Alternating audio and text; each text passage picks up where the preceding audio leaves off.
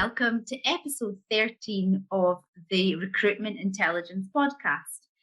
Today we're joined by Gavin Speirs, CEO of Solutions Driven. If you have watched or listened to the podcast before, you'll have seen Gavin on there. Hi Gavin, how are you? Hi Claire, good afternoon. Well, thanks, how are you? I am doing well. We are recording on a Friday afternoon, so we're all geared up for the weekend, all nice and relaxed. So, yeah. Good. Excellent. So, Gavin, we are here today. We're going to be talking about the recruitment and the talent acquisition shortages that we've been seeing across the whole industry recently. Ourselves at Solutions Driven, we've just hired, I think it was 9 new people in the last kind of month or so. So considering the last 18 months that we've had, it's really great that we're growing, getting new people into the business, and especially we're hoping to go back into the office soon. So it'll be nice to see some new faces. Yep. Yeah. So I guess my first question that I want to put to you today is, why have we hired all these new people at Solutions Driven? What's changed in the wider market that's driven us to this point? No, and it's a valid point, Claire. I mean, I think a couple of things. So first of all, really fortunate to have hired the people that we have hired. I think they've added tremendous value already into the business, and it's great to see. I think a couple of things. I mean, I think first of all, our model is split sales and delivery, so that gives us a bit more insight and predictability into our current pipeline with our clients, but also with prospects. So I think that gives us pipeline visibility, but really twofold: one, to support demand that we have right now, and two, to support demand that we believe is going to be there over the next 3-6 months. I think secondly, some of the people that we've hired are TSSs, talent sourcing specialists, and other TDSs, talent delivery specialists. So really that combination and the pair of a TSS and a TDS working together also increases our output, to support the demand that we have. But that's really I think we've seen demand growing over the last 6-7 months. Wanted to make sure that it was sustainable, and have hired to support that demand. Great, yeah. It has definitely been quite a busy few months in Solutions Driven. So yeah, it's great to have more people come and join in the team.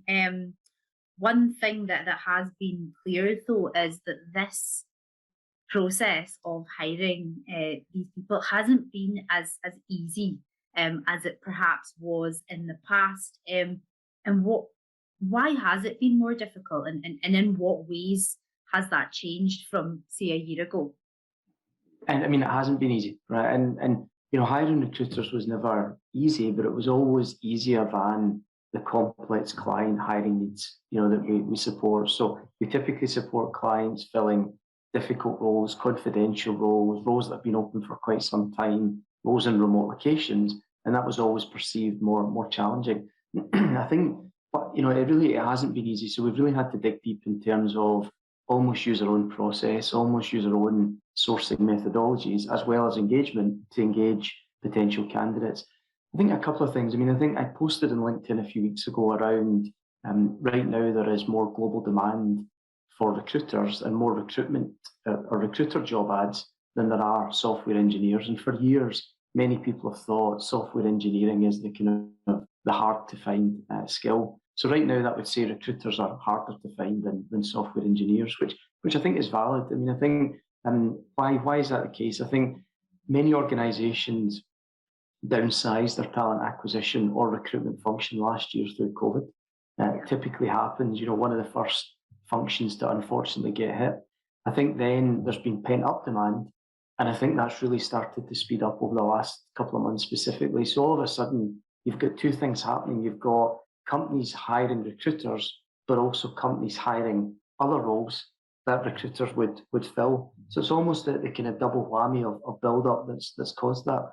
So I think that's one of the reasons. I think secondly, if you're a recruiter and you're busy in your own organisation, it's maybe also not the best time to think about making a move. So you've got the other challenge there of I'm too busy right now to think about something else. So I think all that together has been has been a combination. I think we put out a post this morning on LinkedIn that talked about, is it the war for talent or is it the war for talent acquisition? And I really do think that over the last couple of years, I think recruiting as a skill set has become more highly regarded. And historically, the perception of recruitment was it was fairly easy. You posted ads, you talked to candidates. Whereas I think that's become a real core discipline, and also, a discipline or skill set that many organisations now need. Definitely, and I think this time last year, I had written a piece about the stages of recruitment, and there was the analog age, there was the spray and pray, there was the digital age, and I think we predicted then that recruiters over the next few years were going to become more respected, and the profession was going to become more in demand, and obviously that has very much came to fruition over the last kind of couple of months. Yeah, absolutely. Definitely. Why is this happening? Are we seeing different behaviour from candidates than we would have been perhaps a few months ago? Absolutely. In fact, this week I've spoken to a couple of clients and prospects who, are really seeing candidate behaviours change, and candidates considering different things. So I think this time last year, we talked about, unfortunately, active candidates were more active because they were job hunting, but passive candidates were more passive because they were maybe scared to, look, and the grass wasn't greener, etc. Mm-hmm. I think now, especially in the last couple of months, we've seen a lot of candidate interest. So when we're approaching candidates for roles, including the roles for ourselves and client roles, there is what I would call a lot of curiosity. So people are willing to listen. People are willing to and are keen to understand what are other companies doing from a work-life balance perspective, from a remote working perspective, from a flexibility perspective. And I think the challenge we're seeing, and I'm sure many others are seeing as well, is it's that curious to committed piece. So, historically, I think it was easier to get true candidate commitment, whereas I think now, not only do you need to work harder at that, you need to really sure that you do have the candidate commitment. So we've talked about three things. We've talked about there's a level of curiosity. Then you feel as if you're converting the candidate, they're willing to discuss more with you. But it's really about getting that true candidate commitment to ensure they're bought into, the reason why they're interested in the role. So that's definitely, been a change. And I think the other thing that's, if I look at it, I would have said 3-4 years ago when we were approaching candidates, in particular for client opportunities, they were maybe more interested in things like how did the company perform last quarter? What percentage of bonus was paid out? What are the growth plans of the organisation? Whereas now, I think we're seeing more questions around: do they offer that hybrid? Do they have a sustainability process or policy? What are they doing from a diversity perspective? So almost the things that were perceived nice to have a year and a half, 2 years ago, I think have actually become much more of a must-have, in that candidate decision process. Definitely, and obviously we're speaking about recruiters and talent acquisition candidates in the moment, but I take it this is happening across the whole market, across every industry. Absolutely. I mean, we're speaking in our team. The majority of recruiters are feeling the same, issues and challenges. And I think what we're trying to do to I guess overcome that is really focus on that candidate journey and that engagement, and make sure that we've really assessed how committed are they to the opportunity, and also how well does that opportunity match, to their planned requirements. How has this change been affecting, hiring managers and recruiters for recruiters? So how has it been affecting internal teams? So I think there's a couple of things. I mean, I think so as the market's changed, companies are, certainly my kind of feeling right now, there are companies hiring lots of people, probably more than they expected to at this point in time of, post-pandemic. And secondly, there's a shortage of recruiters. For the recruiters that are in role, I think they're also experiencing almost a reduction in applications. So we've seen quite a few of our clients saying, when we used to post on, website X, we used to get this number of quality candidates. We're now only getting, a less number than that. And I think that's logical because, again, I think just now, there's almost the, who's the buyer and who's the seller, and is it a candidate-driven market or is it an employer-driven market? And it's interesting because I would have thought at this time in the pandemic's journey, it would have still been an employer's market. Whereas I think in reality it's a candidate-driven market.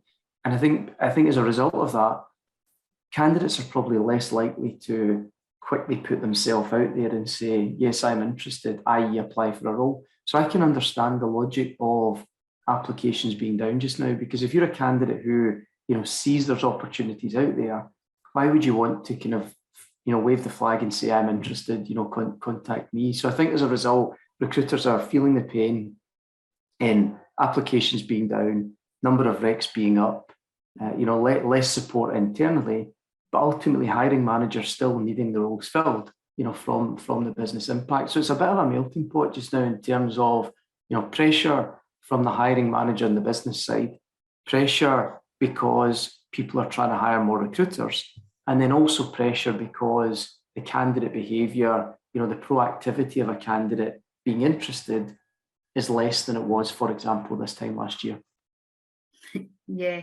So what have they been doing in that case then? How are talent acquisition, internal recruiters, how are they trying to overcome this problem? Probably very similar to anyone in the recruitment space right now. I mean, I think what they're trying to do is, make sure they have enough recruiters in place to support the demand, because yourself, as soon as the number of recs per recruiter goes above a certain level, the impact then is quality, to the internal hiring manager. I think we are seeing many of our clients really focus on what I called the nice to haves a year and a half ago that have now become must haves. Do we have a compelling candidate value proposition? Is our candidate journey as good as it could be? So again, all the things that was we'll get to that when we've got time, I think are now becoming, absolute priorities. So that would be, and again, continuing to be, we're seeing clients being more creative and resourceful, than they were maybe, 1-2 years ago as an example. All those thought pieces in the middle of the pandemic that said, it is an employer's market at the moment, but you need to keep your employer brand, you need to keep your employee value proposition at the top of its game. They're all really coming to fruition just now, aren't they? Without a doubt, and I think, many clients are really evaluating what do we want to look like as an organisation post-pandemic, from a hybrid, from a way of working, how will that impact productivity, efficiency, etc. So yeah, it is all the things we talked or the world talked about a year ago of, you'll need to consider these going forward. Is absolutely happening for sure. Yeah, we all had a crystal ball. Absolutely. So obviously, we've got clients that are coming to us that they might have came to us previously with roles that they would have considered quite business critical. And now they're coming to us with roles that they're saying, I would normally be able to fill this internally really easily, but I'm finding that very difficult just now. How are we managing to fill these roles? What differentiates the process that we're using to the process that our clients are using?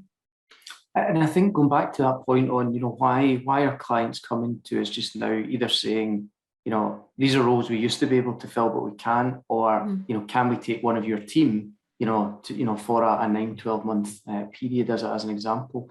So I think going back to your question of why can we help in that area?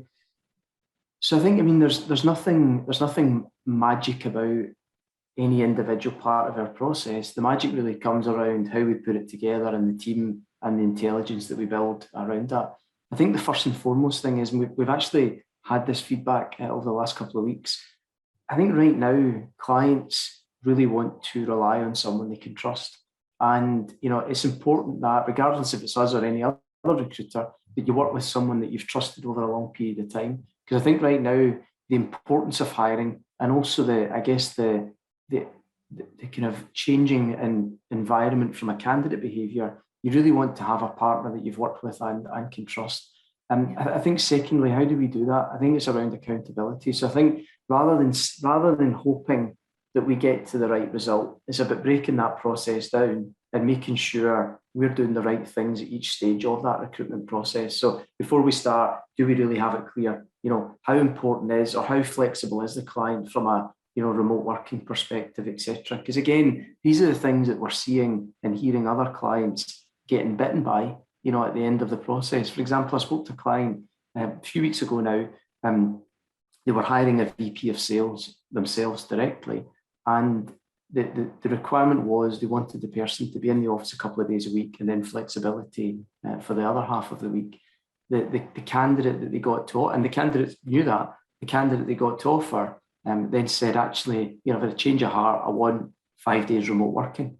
Now, that's in theory, you can say that's doable. But if all the other leadership of that business are in the office for a few days a week, how does that then impact that new start, getting to know the business, etc.? And the candidate then decided to reject the offer. So, even though the organisation had defined that, there are a lot of moving parts. So I think going back to how we help, I think it's about breaking down the process and really making sure that each stage of that process is clear on what to expect by when. I think the other part for us is the intelligence and I guess the 6 Fs that motivate candidates. We are definitely spending more time on really assessing, is this candidate right? Not just from an experience or behaviours perspective, but from a motivation perspective. Have we asked the kind of hidden questions? Do we really know what's going on in that candidate's life to make sure they are, committed to where they need to be to, etc. So I think 2 things. I think breaking down and making sure that each part of the process we're doing the right things along the way, and secondly, making sure that we're really assessing, that candidate motivation to minimise, any potential flags or changes. Great. I have a bonus question. I think that we've kind of discussed most things, but you'd mentioned kind of longer term outsourcing there. So I think it was, did you say 6 to 12 weeks? Can you tell me a little bit more about that and tell me how it's slightly different, or if it is different from RPO, recruitment process outsourcing? Yeah, so in 6 to 12 months is probably the kind of standard. I mean, I think so there's a lot of RPO that's gone on over the last 10, 15 years. I think one of the challenges with RPO typically is it's very long term. So a client will sign up for 3, 4, 5 years depending on the size of the client. And I think right now, even though the market's buoyant in quite a few areas, there's probably still a bit of a nervousness around how forward planning can we take based on what's happened over the last 18 months. Therefore, we're seeing, and I think many others are seeing the same, that almost this piece of embedded, recruitment support, or what we would define as almost external talent acquisition support, where a client says, we need ongoing help, and we need a more partnered approach than a company that just fills 1 or 2 roles for us, because we want them to really understand our culture, we want them to be branded as us, etc. So very similar to RPO, but probably just more around bringing the right person to support that right client at a point in time, helping them either scale, hire, open in another location. And I think the value that we have is, we talk about RPI, so the category we created last year, Recruitment Process Intelligence. So for us right now, it's 2 things. It's using RPI to fill assignments for clients, but also training our team in RPI to support customers who need that embedded, recruiter for a 6, 12 month project as an example. And I think the value or the benefits to client is someone who really gets to know their organization, someone who becomes a true part and extension of their team, but also someone who can support and coach and educate them, on what we are seeing, across the market. Because one of the challenges for any internal recruiter is they hear a lot from different candidates. So they're speaking to different candidates every single day, but they maybe don't hear as much from what other companies are experiencing. Whereas I think, that embedded recruiter can come with, different views on, what they've seen in other clients, as an example. Yeah, just a bit of extra outside knowledge and an oversight of the market. Yeah. Absolutely, yeah. Great. Well, Gavin, I think that we have covered most things regarding the recruitment shortage, or at least what we know about the recruiter shortage. Is there anything else you'd like to add, or any points?